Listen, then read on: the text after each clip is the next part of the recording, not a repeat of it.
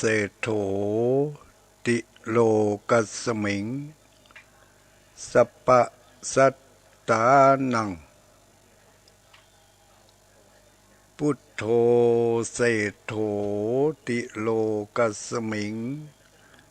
สัปปะสัตตานัง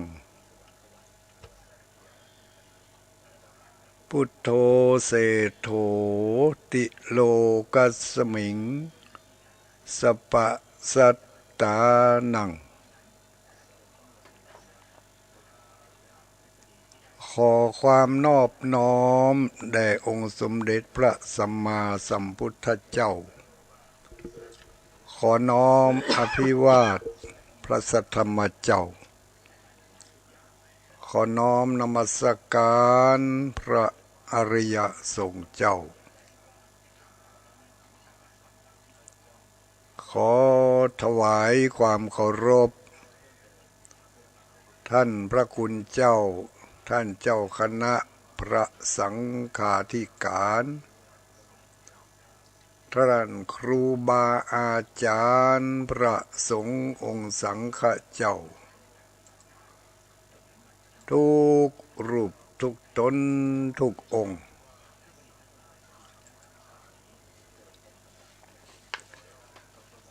ขอเจริญสุขเจริญพรสวัสดียามค่ำคืนมายังพ่อแม่พี่น้อง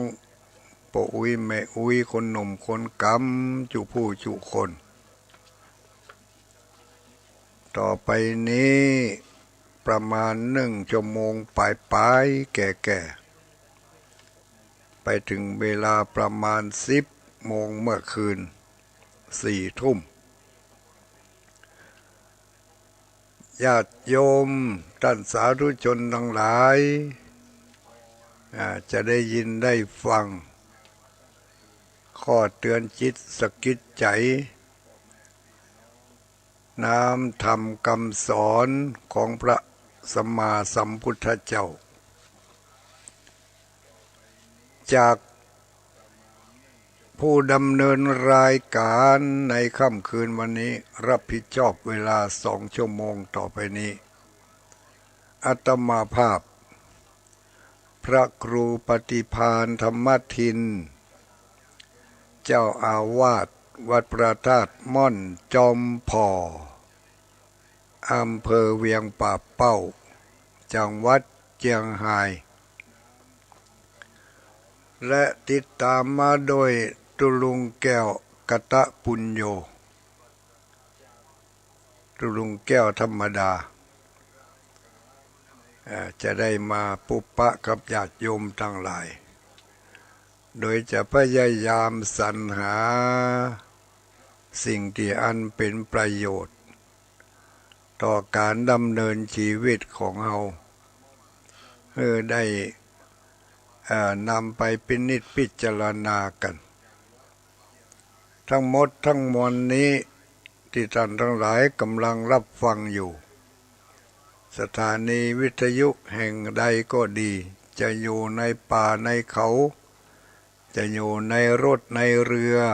อยู่ในบ้านในห้องก็อย่าลืมขอขอบคุณอนุโมทนากับสถานีวิทยุกระจายเสียงในท้องถิ่นต่างๆที่ได้อำนวยความสะดวกความสบายเป็นสื่อนำเอาเสียงนี้ไปสู่ท่านทั้งหลายเพื่อได้ยินได้ฟังกันเป็นบุญเป็นคุณอย่างหาที่สุดบ่ได้กับเจ้าของสถานีทุกที่ทุกแห่งทุกคลื่นทุกความถี่ตั้งแต่เมืองน่านเมืองแป่ลำพูนลำปางเชียงใหม่เมืองฝางพะเยาแม่ใจเชียงคำเชียงแสนแม่จันเชียงไฮ้เนาะก็บ่แน่อาจจะข้ามไปลายโขงพดไปลายปุ่นก็ว่าได้ ก็ทั้งหมดทั้งมวลนี้ได้รับความเมตตาเอื้อเฟื้อจากผู้มีบุญจึงได้นำบุญเปิดโอกาสช่องบุญให้แก่เราทั้งหลายได้ต่อยอดบุญที่เราได้ทำมาแล้วในอดีตในอดีตปางก่อนบ่ว่าจะเป็นการกระทำบุญโดยอย่างใดก็ตามเราทั้งหลายถึงมื้อถึงวันนี้เราได้รับการได้ยินได้ฟังจากสถานีวิทยุต่างๆแสดงว่าระหว่างเรากับเจ้าของสถานีเคยเป็นคนที่ได้ร่วมบุญร่วมกุศลกันมาแม้กระทั่งญาติโยมทุกคนทุกท่านกับพระสงฆ์องค์สังฆเจ้าที่ดำเนินรายการทุกๆคืนทุกๆวันที่ได้ยินได้ฟังอยู่ก็เพราะความเมตตาของทางเจ้าของสถานีในเวียงป่าเป้าที่ตุลุงดอยกำลังดำเนินรายการอยู่ในเวลานี้เมื่อคืนวันนี้มี3 สถานีด้วยกันมีสถานีดอยหมอกเรดิโอ103.50 เมกะเฮิรตซ์สถานีที่2ก็คือสถานีคนฟ้าเดียวกัน99.75 เมกะเฮิรตซ์และสถานีแม่ขจานโมเดิร์นเรดิโออันนี้ก็94.50 เมกะเฮิรตซ์นอกนั้นก็เป็นสถานีในเครือข่ายของคลื่นสีขาวเพื่อชาวประชานำเอาสาระธรรมสิ่งที่น่าสนใจมาเผยแผ่ให้หมู่เฮาทั้งหลายได้ยินได้ฟังกันฟังแล้วนำไปคิดเมื่อคิดแล้วจนเกิดปัญญาเกิดจากการฟังด้วยดีย่อมเกิดปัญญาเอาปัญญาไปเนี่ยมันยังเอาปัญญานี่ก็ไปใจได้สปะสเปดกันเนาะเอาไปปลูกพืชปลูกผักก็ได้เอาไปล้างถ้วยล้างจ้อนก็ได้เอาไปปั้นข้าวกินก็ได้เอาไปหุงข้าวก็ได้แต่ถ้าจ้างใจมันก็ใจให้เกิดประโยชน์ถ้าเอาไปใจในทางที่ดีมันก็สามารถที่จะนำความดีมาสู่เฮาได้ถ้าเอาไปใจในทางที่ผิดก็นำความผิดมาสู่เฮาได้นี่จะลองฟังคนนี้พอก่อนที่เพิ่นโทรมานี่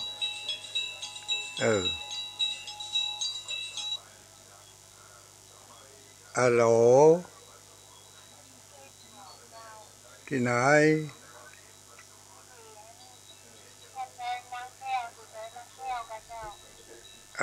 อันนี้ดอยม่อนจอมพอดอยนางแก้วเพิ่นเลิกเพิ่นย่างไปแล้วเหรอย่างไปตะวาละ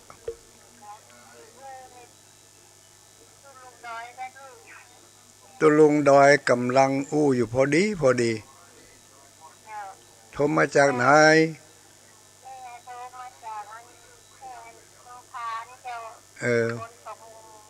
ได้ฟังก่อ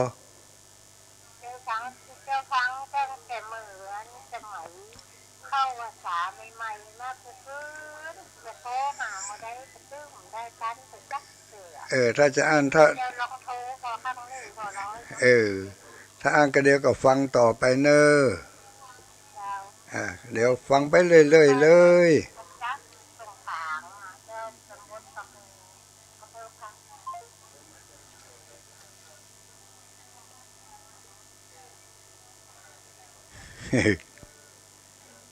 ญาติโยมทั้งหลาย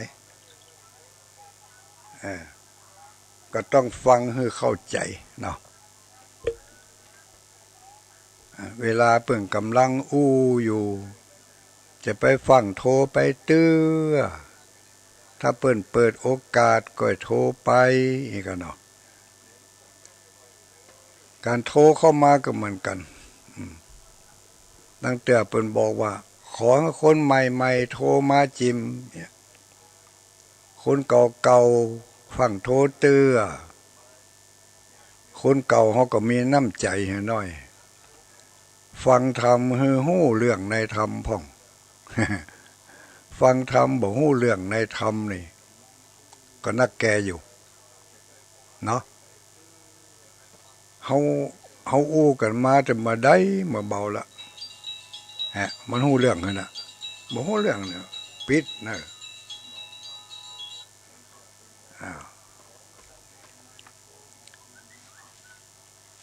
บ่เปิดก็บ่ได้นะโทรศัพท์นี่ถ้าบ่เปิดก็บ่ฮู้เรื่อง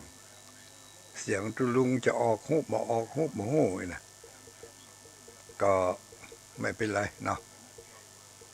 เพื่อความสะดวกสบายเอาอย่างนี้เนาะ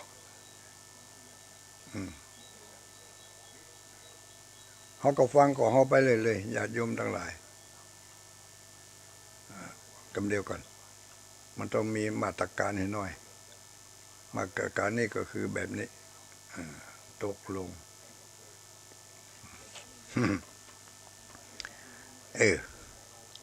ปิดเหรอกะมอเนาะอันไหนมันหายแซ่บกะ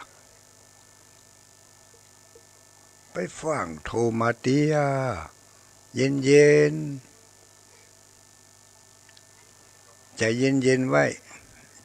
ใจอุ่นไว้หน่อยฝนก็กำลังจะตกมา2-3 วันนี่ละแต่หันว่าตั้งใต้พุ่นนี่บ่ตกนี่ตั้งเวียงปะเป้า2-3 วันนี่ตกนะแต่มันตกเป็นย่อมเนอะ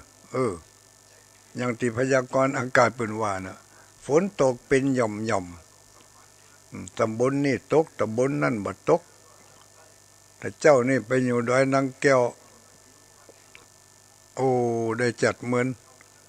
ก็ตกมาน้อยเก่าอ้อยปกแป๊กหายแซบตกมาล่างขี้ฝุ่นก็ว่ามาหดไม้หดน้ำดอกเฟื่องฟ้าหุ่มโห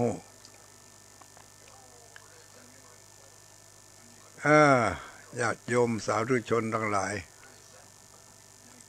เขาก็ได้รับฟังเนื้อหาสาระได้รับความเมตตากรุณาจากทางเจ้าของสถานีเปิ่นถวายเวลาให้กับพระสงฆ์องค์เจ้าพระสงฆ์องค์เจ้าก็พยายามจะบริหารเวลาให้มันคุ้มค่าที่สุดเท่าที่จะคุ้มค่าได้เนาะ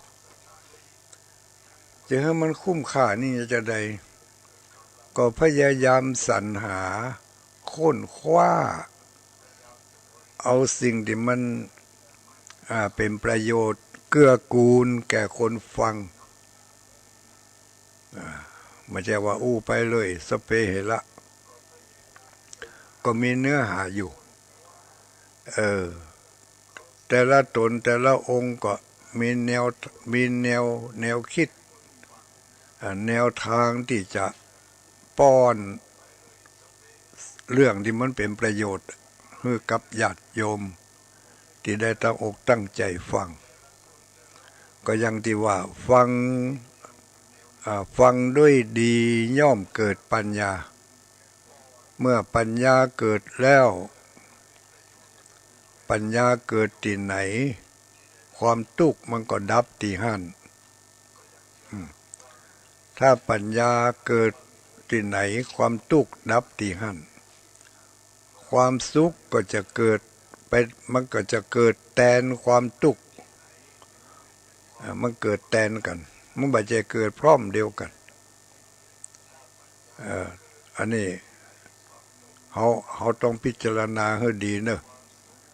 ความทุกข์กับความสุขนี่มันบ่เกิดพร้อมเดียวกันนะถึงแม้ว่าจะเป็นเหตุการณ์เดียวกันมันก็ถึงบ่พร้อมเดียวกันมันถึงคนละข้างอ่ะแต่ว่าอันใดจะอยู่กับเฮาได้เมิน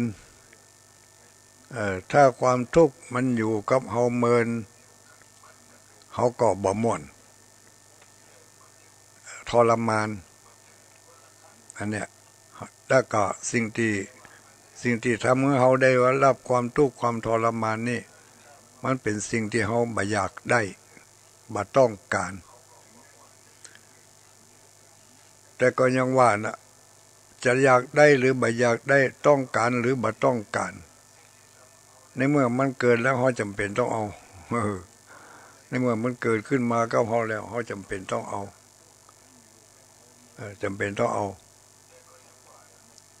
แล้วจะเอาไว้เมินก็บ่เมินก็อยู่ที่เฮาทำกรรมบางคนนี่มีเรื่องเดียวกันเหตุการณ์เดียวกันเกิดขึ้นในสถานที่เดียวกันแต่คนหนึ่งเก็บไว้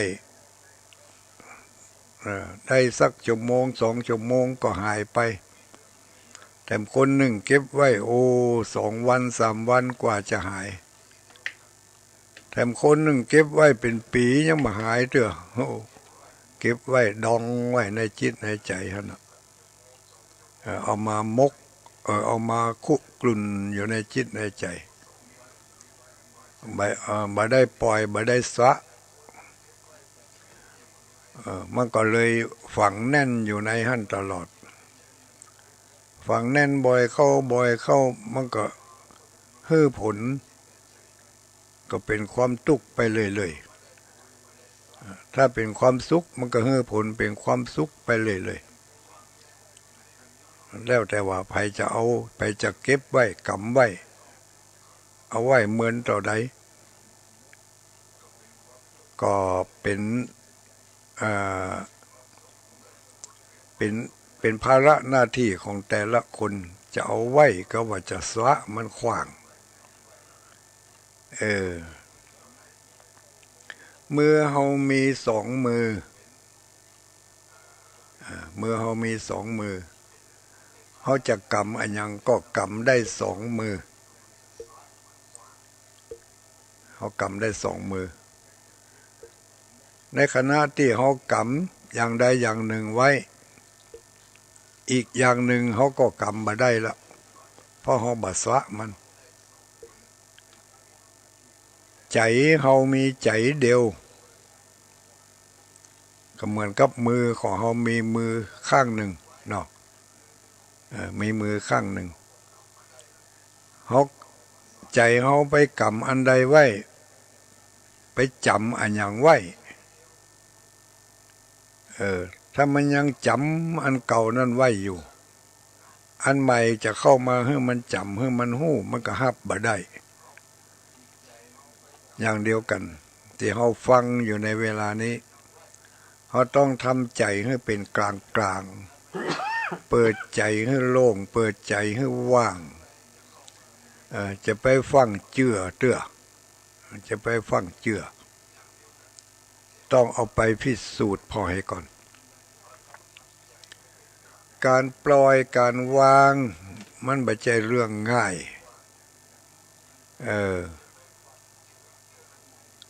การปล่อยการวางมันไม่ใช่เรื่องง่ายแต่มันก็ไม่ยากเกินวิสัยของมนุษย์ที่จะทำได้เนี่ยได้แล้วก็มนุษย์ที่จะทำจะปล่อยจะวางได้ก็ต้องมันฝึกหัด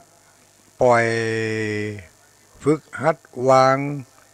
จากเรื่องที่มันเบาๆแล้วก็ไปวางไปแต่น้อยจนกระทั่งเรื่องที่มันนักก็สามารถที่จะวางโป่งลงได้เพิ่นมีพุทธภาษิตรับรองเอาไว้ว่าภาราหะเวปัญจขันธาทุกขาภาระอันนัก ตั้งหลายที่ห่อกำลังแบกอยู่ในเวลานี้ก็คือปัญจขันธ์ตั้งห้านี่เขามาเจาะลึกเข้าไปแล้วเนาะเอาภาษาสมัยใหม่เหตุการณ์ปัจจุบันนี่เอากันง่ายๆอย่างที่เคยอู้ให้กันฟังว่าความสุขก็ดีความทุกข์ก็ดีมันมีช่องทางเข้ามาอยู่ทางหูทางตาทางลิ้นทางร่างกายผิวหนังนี่ทางหูดังทางลิ้นทางหูดังเนี่ยมันเป็นช่องทางหูก็มีสองหู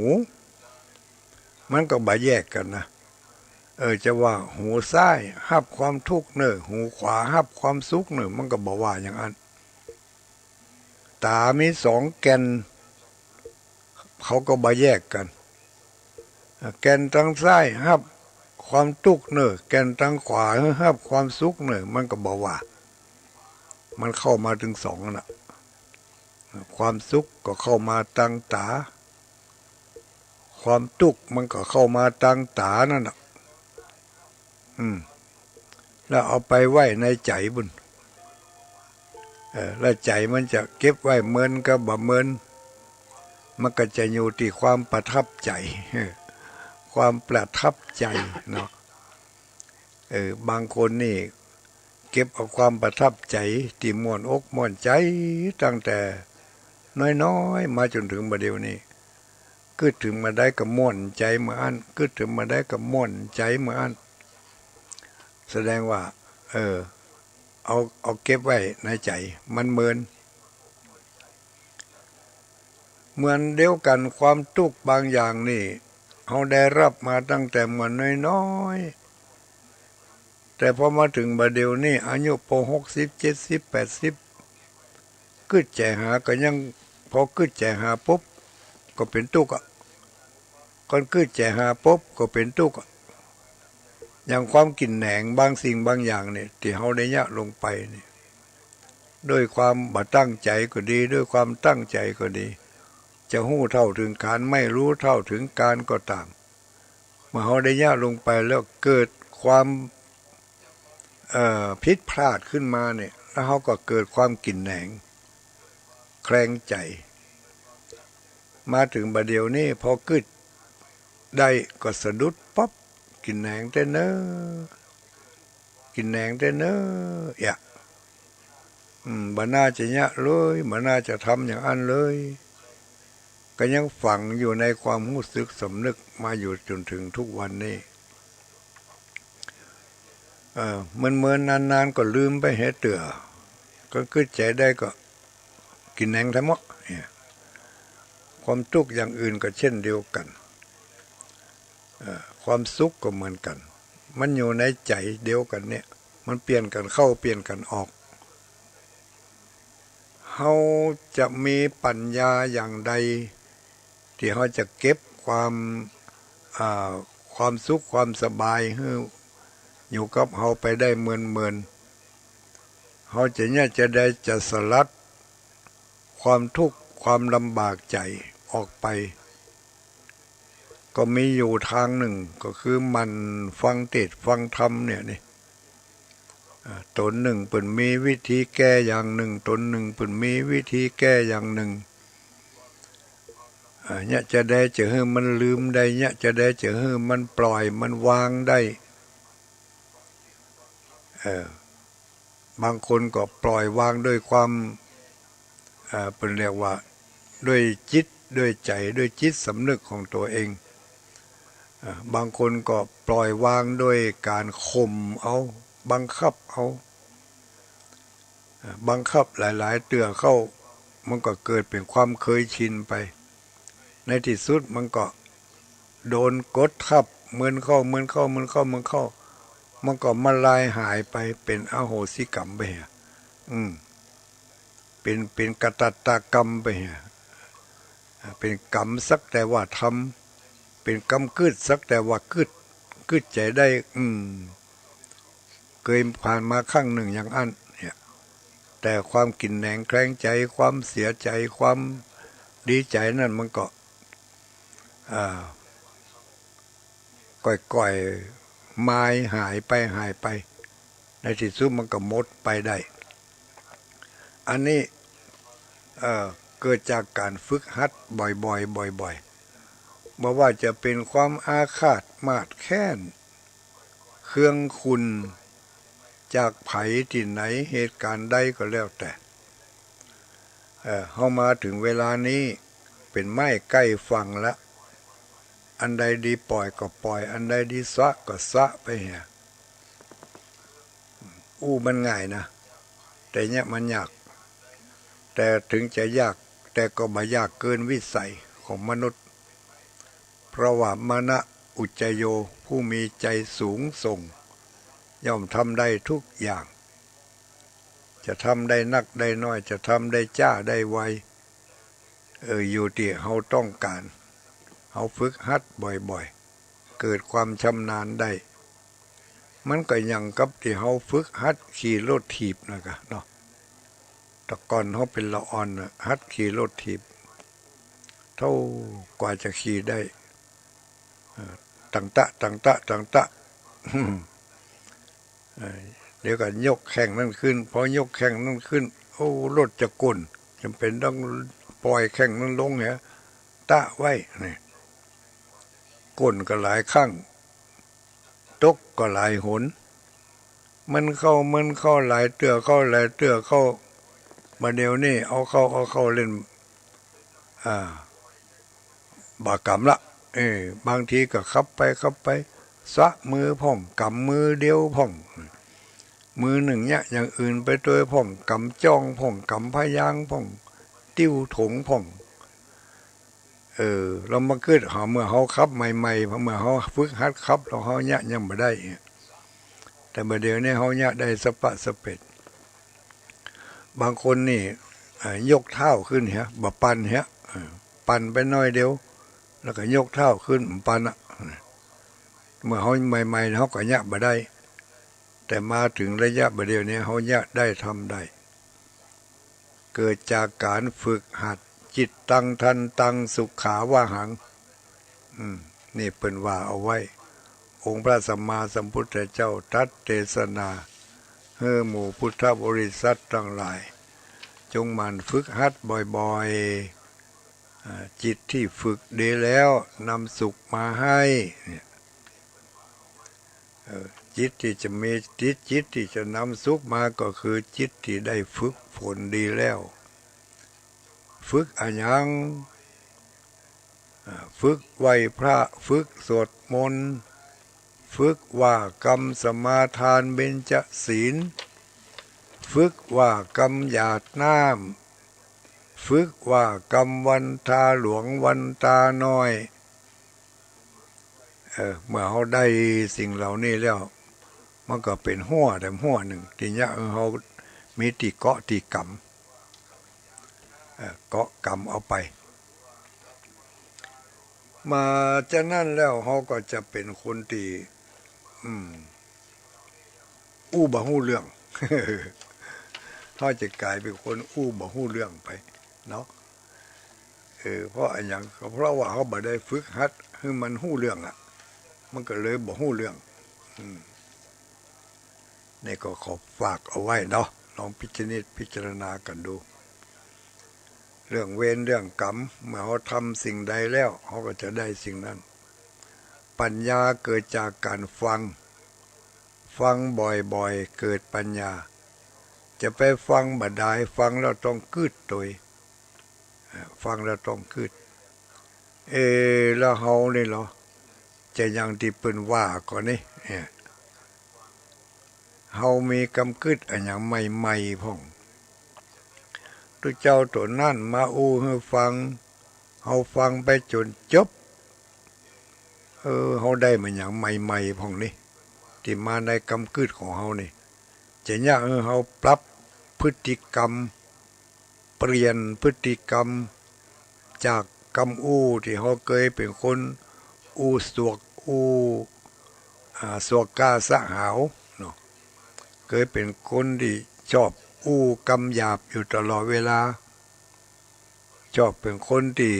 อู้เรื่องของเปิ่นอยู่ตลอดเวลาสนใจแต่เรื่องของคนอื่นไม่หมอนั่นติดโควิดที่หั่นติดโควิดที่นี่ได้ไปอู้ให้คนอื่นฟังแล้วมันม่วนปาก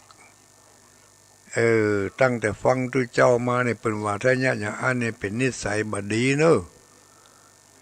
ฮัดย่างเหี่ยพ่องย่างอู้ถึงเรื่องของคนอื่นเหี่ยพ่อง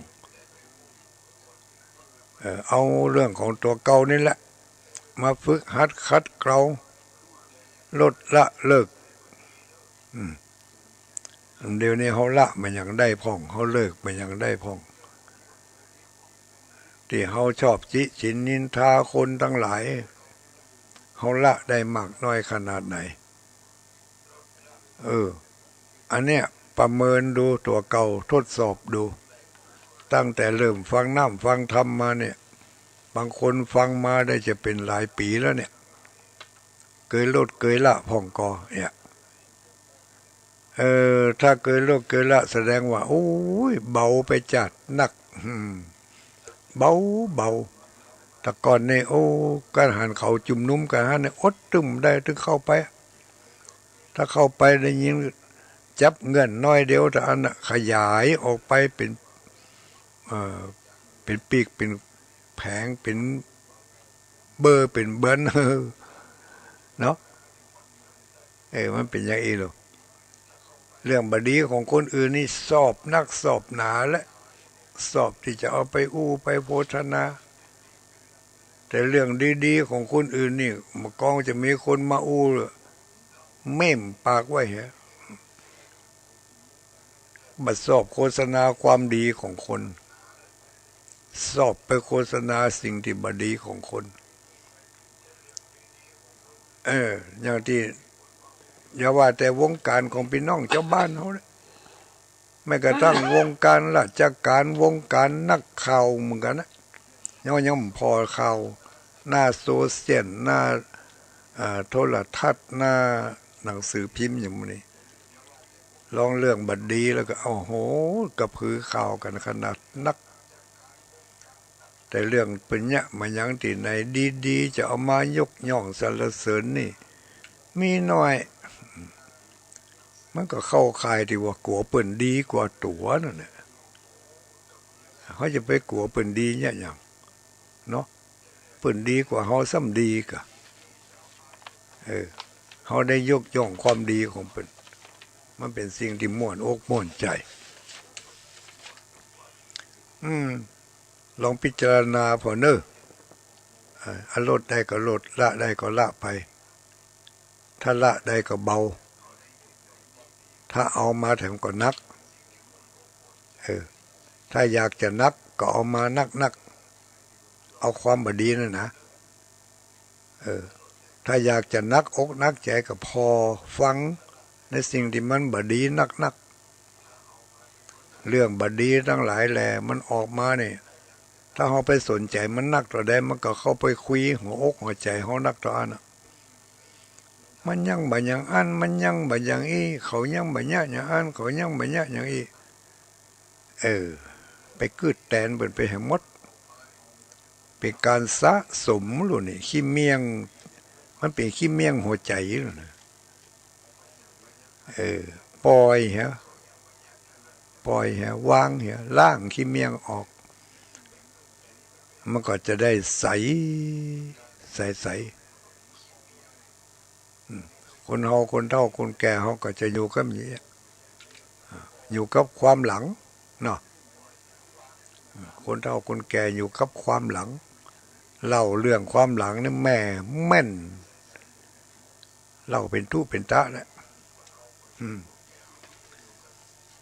อย่างตู้เจ้าอย่างตู้ลุงจะเล่าให้ฟังมาเดี๋ยวนี้มีอยู่เรื่องหนึ่งนี่อันนี้ก็ลองฟังบ่ล่ะนี่เล่าให้ฟังเรื่องอย่างดีเรื่องตู้เจ้าเล่าขวัญตู้เจ้า แต่ก่อนนั้นมีทุเจ้าตนหนึ่งเป็นพระธุดงค์ชอบเดินธุดงค์ชอบเดินธุดงค์เดินไปค่ำไหนนอนหั่นปักรถตนเจ้ามากับบิณฑบาตเสร็จฉันเสร็จแล้วก็เดินต่อไปแถมวันหนึ่งไปปักรถอยู่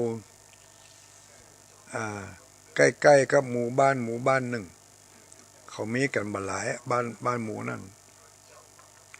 มีกันบ่กี่หลังคาเขาดีมีปอคนหนึ่งเพิ่นไปสวนไปให้ปิกรูปจากให้มาก็จะไปบ้านไปหันเสร็จทุเจ้านั่งหันนั่งปักกดนั่งอยู่หันก็เลยเข้าไปถามไปถามมาก็โหละว่า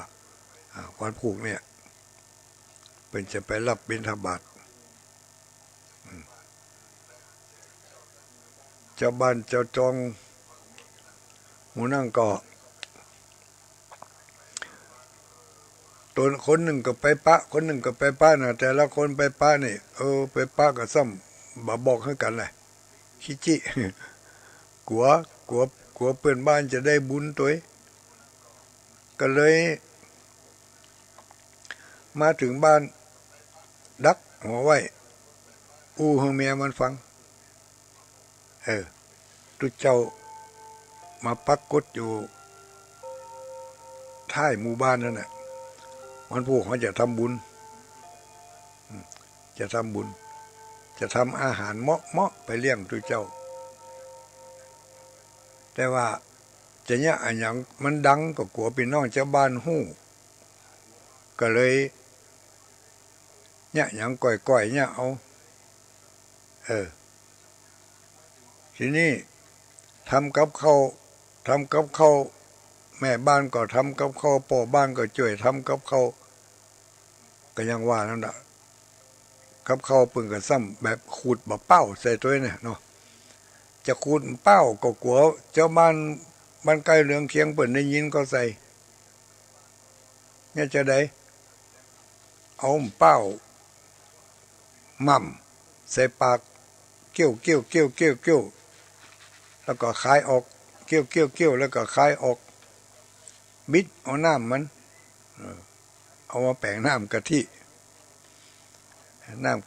ทำกับข้าวทุกวันผูกมาก็เอาไปถวายทุกเจ้าก็ได้ฉันกับข้าวกับปลานั่นน่ะก็ได้บุญมากหลวงหลายไอ้ลูกก็เพิ่นบอกว่าอันนี้ก็เป็นเวรกรรมของทุกเจ้าตัวนั้นที่ได้ไปกินน้ำบะเป้าน้ำกะทิบะเป้าม่ำนั่นนะแปลว่าทุกเจ้าตัวนั้นตะกอนมันก็เป็นคนเนี่ย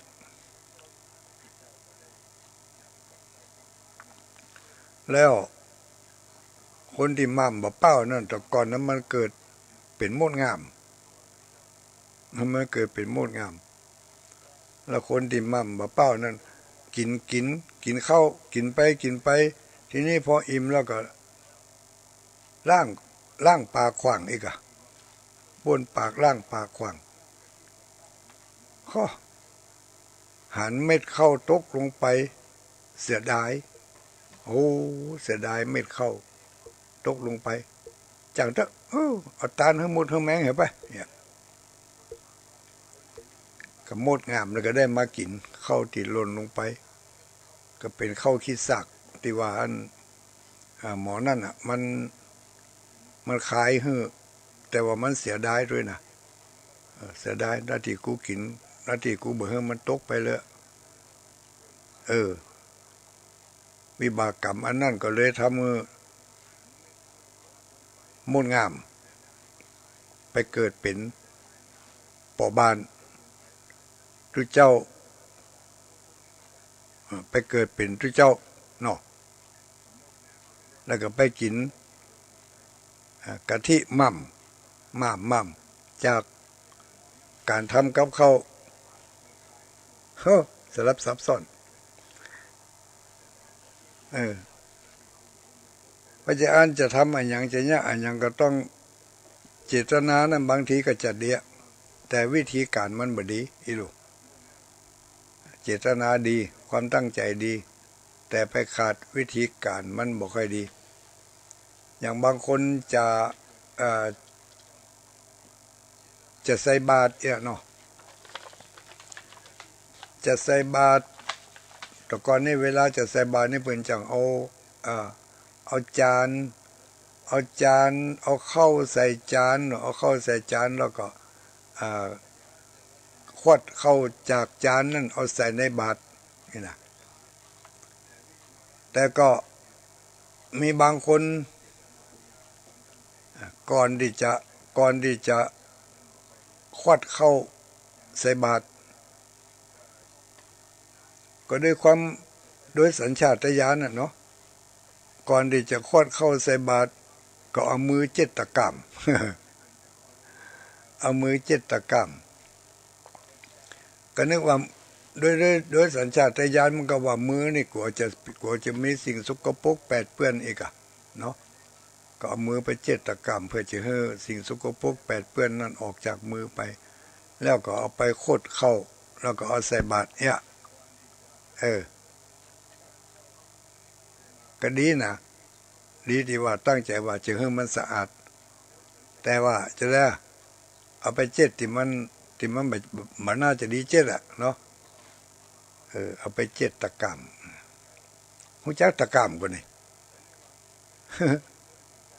รุ่นใหม่นี่ถ้าจะบ่หูจักเนาะตะกร้ามก็คือสะโพกนั่นแหละเอามือไปลูบสะโพกของตัวเองแล้วก็เอามือไปกำข้าวหย่อนลงในบาตรเนาะนี่ด้วยความตั้งใจจะเนี่ยให้มันสะอาดก็มีแห่งหลายอย่างอยู่นะเอาว่ากันไปเท่านี้ก่อนที่รายการสถานีบางสถานีที่เพิ่นจะตัดเข้าสู่เวลาปกติของทางสถานีก็ขอประกาศอนุโมทนาขอบคุณขอบใจแสดงความซาบซึ้งปิติยินดีเป็นอย่างยิ่งในกุศลเจตนาอันยิ่งยวดของท่านญาติโยมทั้งหลายในช่วงระยะเวลาที่ผ่านมา3-4 วันสำคัญตั้งแต่วันที่18-19 เนาะที่ผ่านมา2-3 วันติดต่อกันนั่นติม่อนพระศรีสองเมืองม่อนดอยนางแก้วศรีสองเมืองได้รับ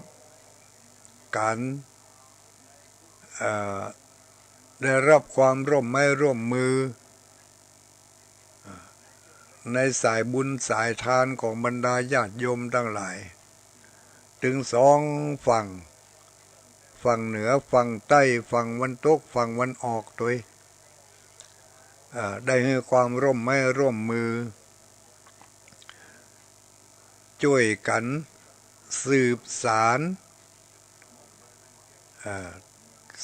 สารงานของบรรพบุรุษของเราให้ยืดยาวต่อไปในวันต่างหน้าก็นั่นก็คือช่วยกันสร้างถาวรวัตถุไว้ในป่าในดอยบนม่อนพระศรีสองเมือง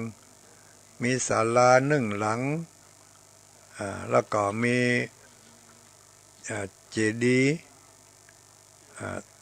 ย์นี่ก็สัญลักษณ์ของเมืองเชียงใหม่เมืองเชียงไฮ้เอาไปประดิษฐานตั้งไว้ในระหว่างแดนต่อแดนของเขตดอยบนดอยผีปั่นน้ำม่อนดอยนางแก้ว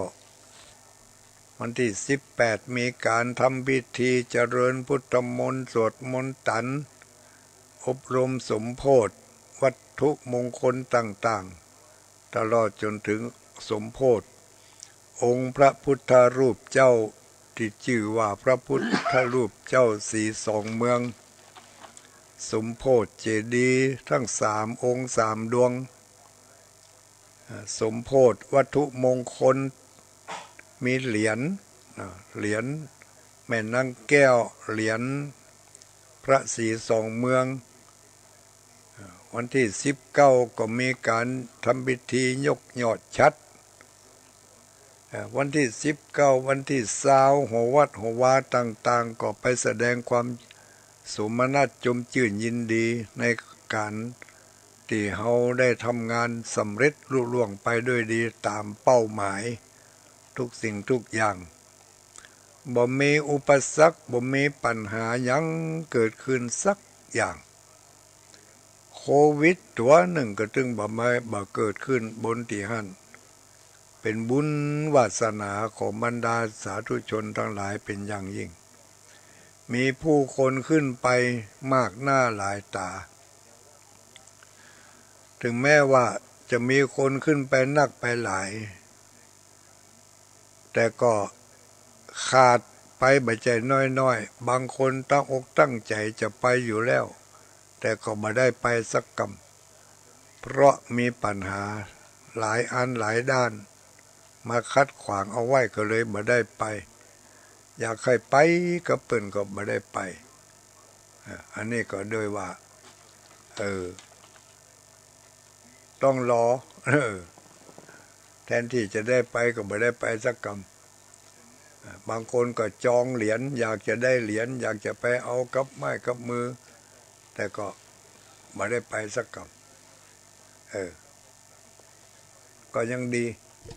ที่ว่ายังไผที่ได้สั่งจองไว้กับท่านพระคุณเจ้ารูปใดนักจัดรายการท่านใดอันนี้ก็ขอให้หมู่เฮาทั้งหลายติดต่อสอบถามไปเอาเนอะตั้งแต่วันนี้วันผูกเป็นต้นไปละติดต่อสอบถามไปจะให้ส่งกาจะมารับเอาคนเดียวกาเพราะมาเดี๋ยวนี้เหรียญนั่นได้แจกกระจายไปแล้วไผที่ไปจองกับบ้านพ่อกำนันก็ให้ไปเอาที่บ้านพ่อกำนันไผที่จองกับบ้านพ่อหลวงก็ให้ไปเอาที่บ้านพ่อหลวงได้แล้วเนอะตั้งแต่วันพรุ่งนี้เป็นต้นไปบางคนก็เอาไปแล้วพองละบางคนก็ยังอยู่ไม่ได้เอาไปเตื่อก็ไปเอากันเหียเนอะสำหรับสายวันตกนี่ลายดอยวันตกนี่เจียงดาวแม่อายฝางแชปาการนี่วันพรุ่งนี้ไปปะกันที่วัดพระบาทอุดมน้ำบ่อสาววาตั้งแต่เวลาเที่ยงเป็นต้นไปละไปที่อยากจะได้ไว้เป็นที่ระลึกก็ไปเอาที่หั่นได้เนอะที่น้ำบ่อสาววาวัดน้ำบ่อสาววาวัดพระบาทอุดมเพราะว่าวันพรุ่งนี้คณะสงฆ์อำเภอเวียงปะเป้าคณะพระนักจัดรายการคลื่นสีขาวเพื่อชาวประชาเนี่ยเกือบจะทุกรูปทุกตนนะจะไปร่วมแสดงมุทิตาสักการะแด่พระเดชพระคุณท่านพระครูสุจิตานุรักษ์ซึ่งเพิ่งก็เป็นพระผู้รักผู้ใหญ่ฝ่ายปกครองระดับอำเภอเนาะก็คือท่านเป็นเจ้าคณะอำเภอและเพิ่งก็มีบทบาททางด้านการเผยแผ่พระพุทธศาสนาเป็นติจังติเปิ่งของทีมงานขึ้นสีขาวของเขานี่โดยเฉพาะอย่างยิ่งตั้งหลายดอยวันตกนี่อาศัยบารมีของพระเดชพระคุณท่านหมู่เฮาทั้งหลายที่หลายดอยวันตกนี่ก็ได้ยินน้ำเลี้ยงเสียงปากของพระสงฆ์องค์สังฆเจ้าทุกคืนก็เพราะอาศัยคลื่น100.25วัดพระบาทอุดมได้มาเผยแผ่ให้หมู่เฮาทั้งหลายได้ยินได้ฟังกันพระนักจัดรายการเฮาทั้งหลายก็บ่อาจที่จะลืมคุณงามความดีของท่านได้ ในเมื่อเปิ้นมีพระชนหัวมีอายุอานามมาจนถึงป่านนี้ได้ทำบุญวันเกิดเนาะทางคณะพระสงฆ์เขาก็จะได้ไปร่วมแสดงมุทิตาสักการะโดยนี่ก็ขอบอกคือกันเอาไว้เน้อพรุ่งนี้ปะกันสำหรับค่ำคืนนี้ก็ขออนุโมทนากับศรัทธาญาติโยมทุกคนทุกท่านก่อนจะถึง9 โมงหรือว่า3 ทุ่มนี้ก็ขอแจ้งข่าวการกุศลการบุญที่วัดพระธาตุม่อนจอมพอนี่อันนี้พี่น้องดอยสะเก็ดสันทรายแม่ลิ้มฝางสังกำแพงจะได้ยินโดยทั่วกันวันที่8 เมษายนพุทธศักราช2565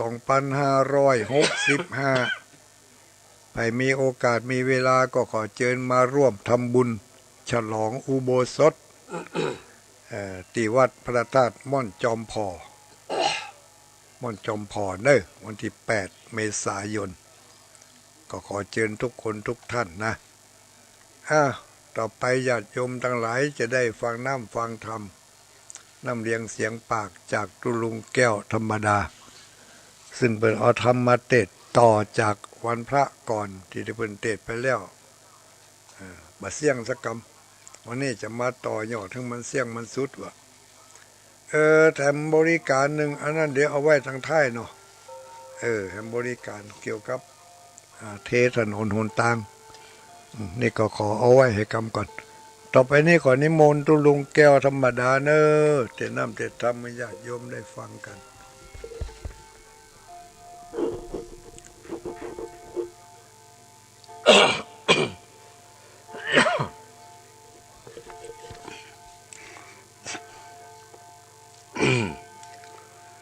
ก็ขอความเจริญผาสุขสวัสดีในธรรมจงมีแก่บรรดาพ่อแม่พี่น้องคณะสัทธาสาธุชนตลอดถึงพุทธศาสนิกชนทุกผู้ทุกท่านทุกหมู่ทุกเหล่า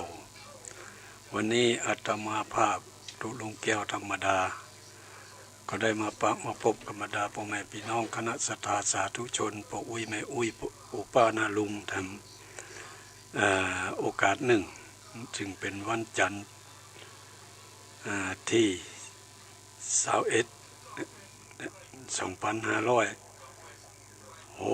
21/2565นะ